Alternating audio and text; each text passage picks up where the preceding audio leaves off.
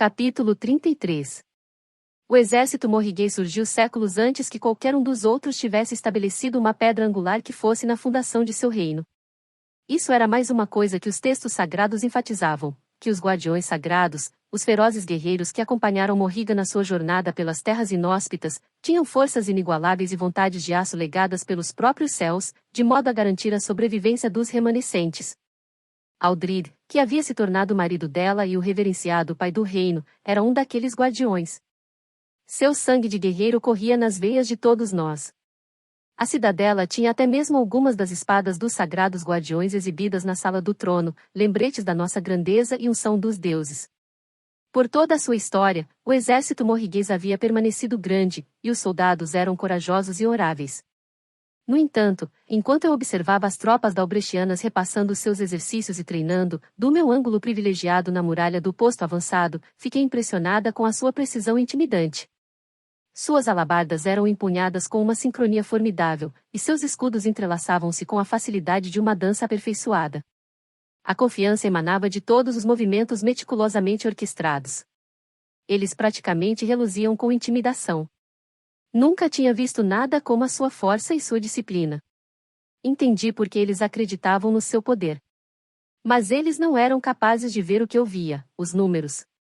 Até mesmo com um exército forte de 40.000 homens, eles não eram páreo para a terrível grandeza de Venda. Depois que Morrigan caísse, Dalbrec cairia em seguida. Ergui o olhar para a grande extensão acima das tropas, onde uma lua crescente dividia o céu com o sol que partia. Mais um dia se fora, e poucos ainda restavam. O tempo se movia em frente, circundando, repetindo-se, mais uma devastação enrolando-se como uma serpente venenosa que despertava, pronta para dar o bote. Ela estava chegando, e forças ocultas em Morriga estavam ajudando da forma mais insidiosa possível, de dentro, alimentando-a com um pod que acabaria por destruir todos nós. Precisava ter um jeito. Gezelia, cuja vida será sacrificada pela esperança de salvar a sua. Um jeito diferente. Eu lutava com as palavras de Venda. Sacrificar a minha vida pela mera esperança? Eu teria preferido mais do que isso, preferia algo com uma certeza. Mas a esperança era pelo menos alguma coisa e, por mais incerta que fosse, era tudo que eu tinha a oferecer a Natia e a tantos mais. Nem mesmo Raf poderia tirar isso de mim. Como as histórias com que Galdrel havia alimentado Morrigan, a esperança era alimento para uma barriga vazia. Jeb interrompeu os meus pensamentos, dizendo que estava na hora de nos prepararmos para a festa. Tavi e Orrin estavam parados a vários passos atrás deles, fitando-me com curiosidade. Olhei para os campos de treinamento, e todos os soldados tinham saído de lá. Um punhado de estrelas já estava iluminando o céu. Orrin se mexeu, cheirando o ar, mas todos eles esperavam que eu fizesse o primeiro movimento para sair. Eles três haviam mantido uma distância respeitosa de mim o dia todo, desaparecendo com habilidade, tal como faziam no Sanctum, mas ainda sempre lá, sempre observando. Não foi por livre e espontânea vontade deles que haviam assumido a tarefa de escolta, como haviam dito. Eu tinha certeza de que era por ordens de Raf. Ele estava tentando se livrar do próprio embaraço de ter um desfile de guardas anônimos me acompanhando. Ele sabia que eu me importava com esses três, que tínhamos uma história juntos, mesmo que ela fosse curta. Quase perder nossas vidas juntos era algo capaz de estreitar laços e alongar o tempo. Analisei as faces deles. Não eram rostos de guardas. Seus olhos estavam cheios da preocupação de amigos, mas, sem sobra de dúvida, se eu colocasse uma sela em um cavalo para partir, eles se tornariam outra coisa. Eles me impediriam.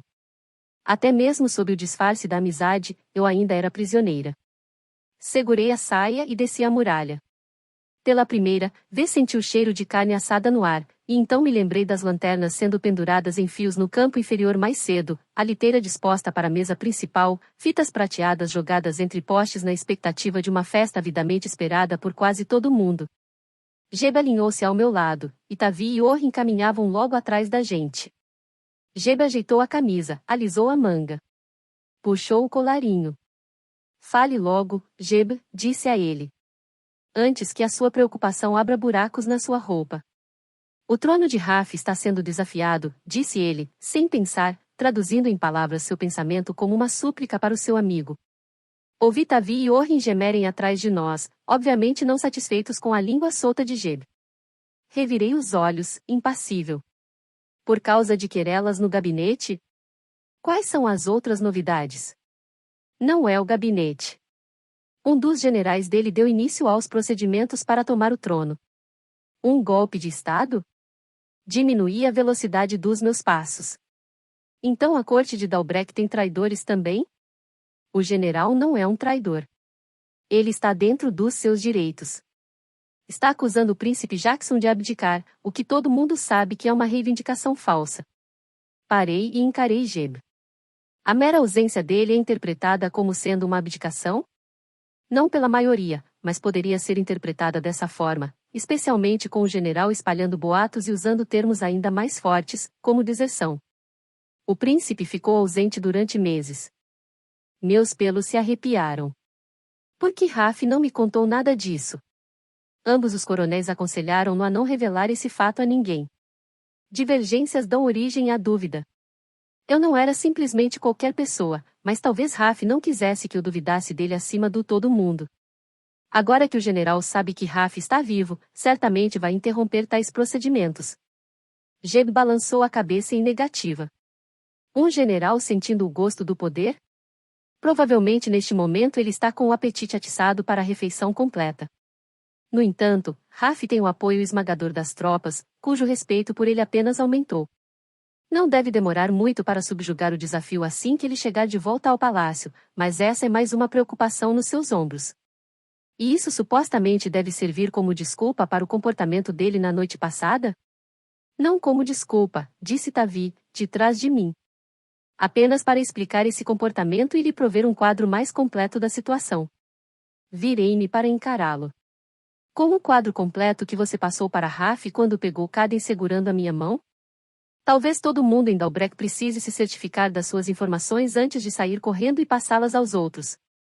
Tavi assentiu, aceitando a culpabilidade. Cometi um erro e peço desculpas. Apenas reportei o que achei que tivesse visto, mas a notícia do desafio vem diretamente do gabinete. Neste caso, não se trata de nenhum erro. Então Dalbreck tem um usurpador. Isso deveria afetar a minha opinião? Porque as preocupações de Dalbreck são muito mais importantes que as de Morrigan. O comisar luta com tanto veneno a ponto de fazer com que o general de vocês pareça um gatinho se lamuriando. Minha paciência se desfez completamente. A urgência, os longos quilômetros até Morrigan, a tentação de dizer que sim quando o não ainda retumbava na minha cabeça, as necessidades de tantos em comparação com a imensa falta dentro de mim, tudo isso puxara todos os últimos fios da confiança que eu ainda tinha, até que senti como se uma corda frágil estivesse prestes a arrebentar, com o último peso de um puxão vindo do próprio Raf. Se a pessoa que eu mais amava no mundo não acreditava em mim, como outro indivíduo acreditaria? Meus olhos ardiam, e pisquei para refrear qualquer demonstração de fraqueza. No mínimo, seria de se pensar que a situação de Raf daria a ele empatia e o ajudaria a entender por que tenho que voltar para Morrigan, mas parece que isso nem passou pela cabeça dele. Não é com a cabeça que ele está pensando, disse Tavi. É com o coração. Ele teme pela sua segurança. As palavras dele foram um cutucão no meu tero traseiro.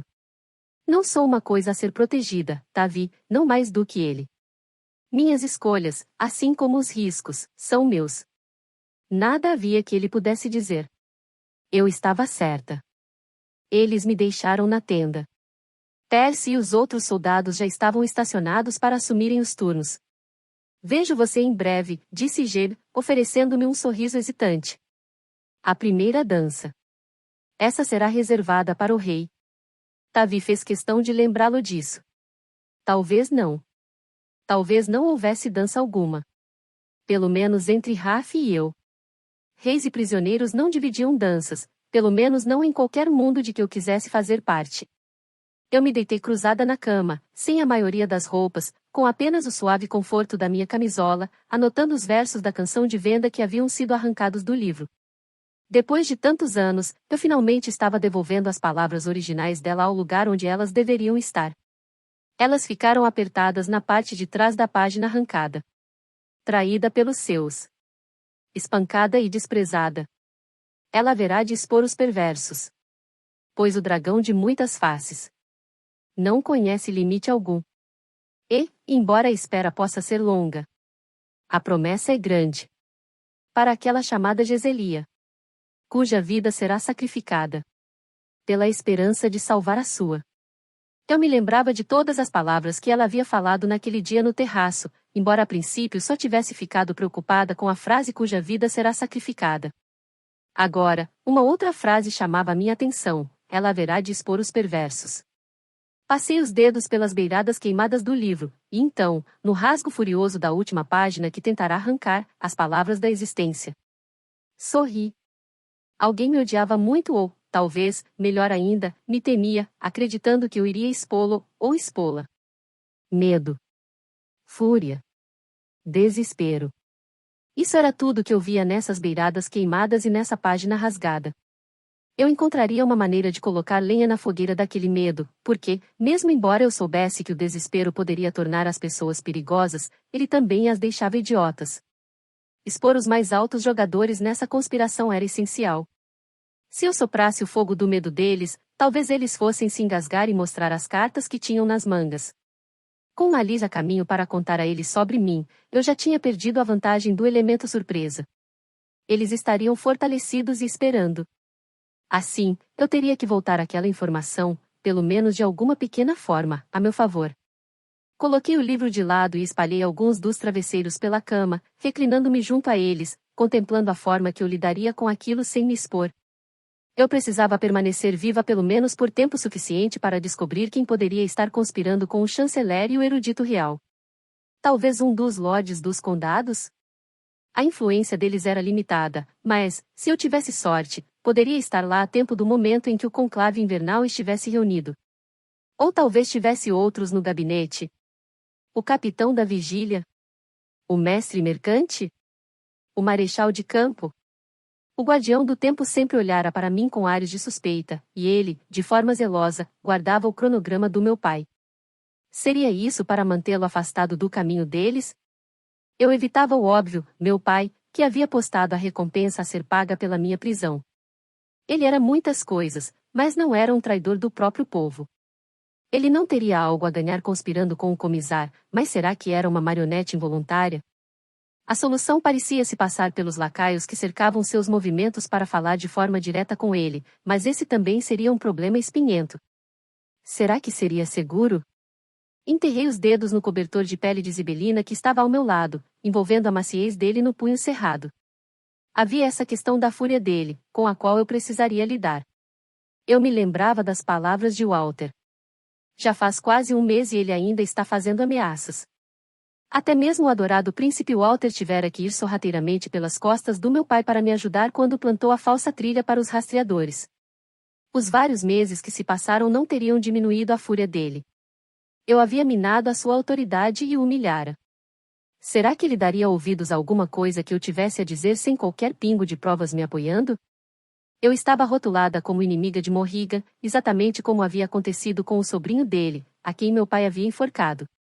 Com apenas a minha palavra contra um chanceler que havia trabalhado com devoção ao lado dele durante anos, por que ele acreditaria em mim? Sem provas, o chanceler e o erudito real virariam aquilo que eu clamasse contra mim de modo a fazer com que eu parecesse uma covarde que estava tentando me livrar da própria culpa. Da última vez que soltara até mesmo um leve insulto para cima do chanceler, meu pai ficará enfurecido e ordenara que eu fosse para minha câmara. Será que eles usariam outros modos mais permanentes para me silenciar dessa vez? Meu peito ficava apertado com as possibilidades que eu não conseguia desheredar. Será que eu poderia estar errada em relação a tudo? Raf achava que eu estava errada. Meus irmãos eram a minha única esperança em relação a isso, mas eles eram jovens como eu, tinham apenas 19 e 21 anos, e ainda eram soldados em baixos escalões no exército. No entanto, se ambos pressionassem o meu pai, talvez eles pudessem conseguir influenciá-lo para que ele me desse ouvidos. E, se não para me ouvir de livre e espontânea vontade, talvez pudessem me ajudar a fazer uso de modos mais vigorosos para persuadi-lo. Nada parecia estar longe demais de mim nesse instante, com tanta coisa em jogo. Uma segunda rodada de música subia do pasto inferior, a festa estava em andamento. Era uma música bela, urgente, a conversa ressonante de 1000 cordas, um coro de refutações, manoplas de cetim sendo levadas abaixo repetidas vezes, o tom similar ao dos nossos bandolins, mas com uma reverberação mais profunda, mais vigorosa. O farache, Era como Jebe havia chamado isso quando ele veio me pegar, a dança da batalha. Eu havia mandado que Jebe fosse na frente sem mim, dizendo que não estava pronta ainda. Assim que ele tinha ido, falei para os meus guardas que eu não desceria de jeito nenhum para a festa, e os encorajei a irem eles mesmos se divertir, jurando solenemente que não deixaria a minha tenda. Beijei 2 dedos e ergui-os aos céus como prova sincera da minha promessa, e então, em silêncio, pedi aos deuses que perdoassem a minha pequena mentira. Os imbecis hereges não cederam, nem mesmo quando eu comentei sobre o quão deliciosas cheiravam as carnes assadas, e seus olhos dançavam com visões de leitões. Eu estava mastigando delicadamente os pinhões que havia pegado mais cedo quando ouvi o clamor de alabardas do lado de fora da minha tenda, e a cortina foi puxada para o lado. Era Rafe, trajando elegantes roupas reais de gala, com seu casaco preto coberto com as tranças douradas do seu posto, seus cabelos puxados para trás, e as altas maçãs de seu rosto brilhantes como um dia ensolarado. Seus olhos cor de cobalto lampejavam, reluzentes sob as sobrancelhas escuras, e ondas de raiva rolavam dele, que tinha o olhar fixo em mim, como se eu tivesse 2 cabeças. "O que você acha que está fazendo?" disse ele, entre dentes. A calidez que havia surgido sob o meu externo quando ele ali entrou rapidamente murchou e encolheu-se, formando uma rocha fria na minha barriga. Olhei de relance para a tigela que estava ao meu lado e dei de ombros. "Comendo pinhões. Isso é contra as regras para prisioneiros." A atenção dele voltou-se para as vestimentas que eu trajava, e o maxilar ficou inacreditavelmente mais rígido. Ele se virou, procurando alguma coisa no meu quarto, até que seus olhos pousaram no vestido azul meia-noite que Vila havia pendurado no biombo. Rafe cruzou a tenda em 3 grandes passos, apanhou o vestido e jogou-o para cima de mim, o qual caiu no meu colo, em um montinho. Ele apontou com o dedo para a porta da tenda. "Lá embaixo há 400 soldados, todos eles esperando para conhecer você. Você é a convidada de honra. A menos que você queira que as opiniões de todos eles a seu respeito se igualem à do Capitão Ag, sugiro que se vista e faça o pequeno esforço de aparecer na festa." Ele foi pisando duro até a porta, e então girou e deu uma última ordem. "E você não vai falar mais nenhuma vez que seja a palavra prisioneira se optar por estar presente na festa." E então ele se foi. Fiquei lá sentada, pasma. Meu primeiro pensamento quando ele havia entrado por aquela porta fora de que ele parecia um deus. Eu já não pensava assim. Se eu optasse por estar presente na festa? Apanhei a minha adaga e rezei para que Adeline me perdoasse enquanto eu alterava o vestido que ela havia me entregado, e pelo perdão de Vila também enquanto eu puxava e soltava um longo pedaço da corrente do seu cinto de cota de malha. Eu estaria presente na festa, como ele pedirá, mas faria isso como a pessoa que eu era, e não aquela que ele queria que eu fosse.